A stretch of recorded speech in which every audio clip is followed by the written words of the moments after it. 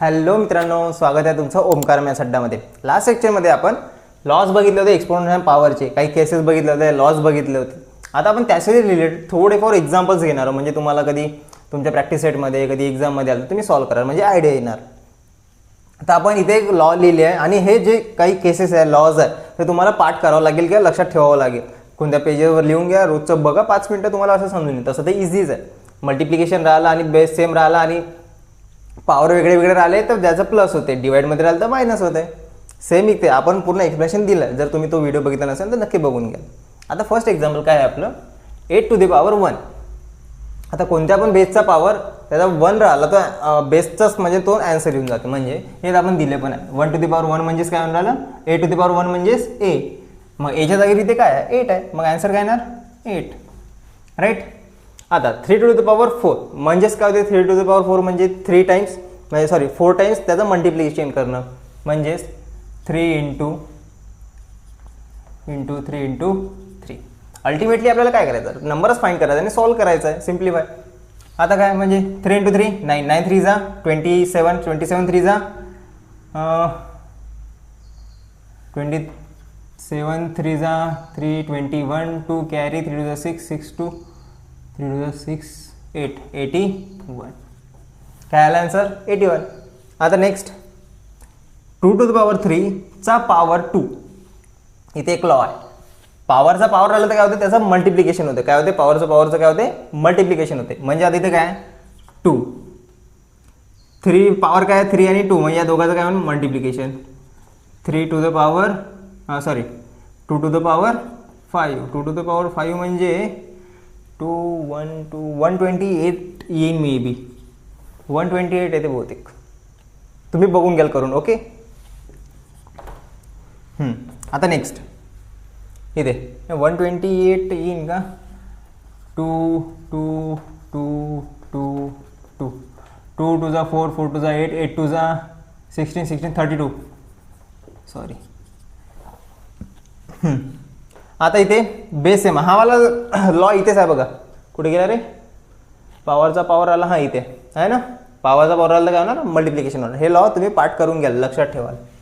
आता काय इथे बेस सेम आहे, पॉवर वेगळे वेगळे आहे. मग बेस काय घ्यायचं, कॉमन घ्यायचं आणि पॉवरचं काय होते, प्लस होते. 3 + 4. आता पॉवरचं अरे इथे 2 येईल.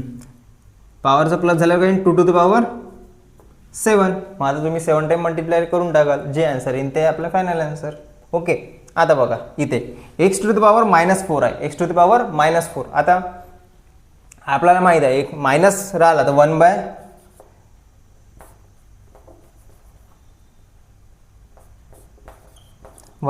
to the power 4 येते. याचा पण लॉ केस आहे इथे, कुठे हां थर्ड वाला. बेसचा पॉवर मायनसमध्ये राहिला तर 1 त्याचा पॉवरचा मायनस हटून जाते, पण 1/a to the power n येते.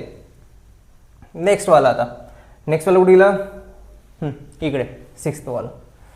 आता काय इथे बेस सेम आहे, पॉवर वेगळे वेगळे आहे, पण डिवाइडमध्ये आहे. मग पॉवरचा काय येणार, मायनस होणार. इथे आहे का, इथे डिवाइडमध्ये हे बाय, डिवाइड म्हणजे बायस होते ना. 5 divided by 5 म्हणजे आणि 5/5 म्हणजे सेमच आहे. कारण पॉवरचं मायनस होणार, म्हणजे 7 - 4 5 to the power 3. 5 to the power 3 म्हणजे 25, 25 3 जा 25, 3 5 5 जा 25, 25 5 जा 125 झालं. आता हे वाला याचा काय पॉवर 3 आहे. आता इथे बघून राहिले, इथे मल्टिप्लिकेशन पण आहे आणि डिवाइडमध्ये पण आहे. मग याचं काय डायरेक्ट डोकं लावायचं, बेस सेमच दिसून राहिलं. मग काय करायचं, बेस सेम घेऊन घ्यायचा. हे पॉवर कशात आहे, मल्टिप्लिकेशनमध्ये, म्हणजे यांचं काय होणार, प्लस होणार. 6 + 3 हा कशामध्ये आहे, डिवाइडमध्ये आहे, म्हणजे या दोघांसोबत काय होणार, मायनस होणार. मला जे आन्सर येते 6 + 3 9, 9 + -5 2/5. 2 to the power 5 म्हणजेच काय होते 120, जे आपण इथे लिहिलं 32 झालं. आता राईट द एक्सपोनेन्शियल फॉर्म. आता फॉर्म म्हणजे याचा, आता याचं मल्टिप्लिकेशन करत नाही जायचं. कितीदा आहे ते पहिलं बघा, 1 2 3 4 म्हणजे 7 टू द पॉवर 4. हे आहे याचा हा वाला फॉर्म, एक्सपोनेन्शियल फॉर्म. सॉरी, आज माझी थोडी जीभ घसून राहिली आहे म्हणून प्रॉपर प्रोनाऊन्स आलं नाही मला. ओके, तर मित्रांनो हे थोडेफार एक्झाम्पल घेतले यासाठी घेतले की कारण तुम्हाला आयडिया झाली पाहिजे कसे प्रॉब्लेम्स राहते आणि तुम्ही कसे सॉल्व्ह करू शकता. याच्यामध्ये थोडं दिमाग लावण्यासारखं होतं, तसं ते इझीच होतं. लॉ जर तुम्हाला लक्षात राहिलं तुम्ही सॉल्व्ह करू शकता. ओके, तर मित्रांनो आजच्या व्हिडिओसाठी एवढंच. हो, तुम्हाला सर्व समजलं असेल, कन्सेप्ट समजले असेल. जर तुम्ही आपल्या चॅनल नवीन असाल तर प्लीज सबस्क्राईब करा, शेअर करा तुमच्या सर्व मित्रांना, जेणेकरून आपल्या व्हिडिओजबद्दल आणि चॅनलबद्दल कळेल. आपण पुन्हा भेटू न्यू व्हिडिओमध्ये न्यू टॉपिक घेऊन. तोपर्यंत छान अभ्यास करत राहा. समर वॅकेशन एन्जॉय करा, पण अभ्यासाकडे दुर्लक्ष करू नका. तोपर्यंत बाय.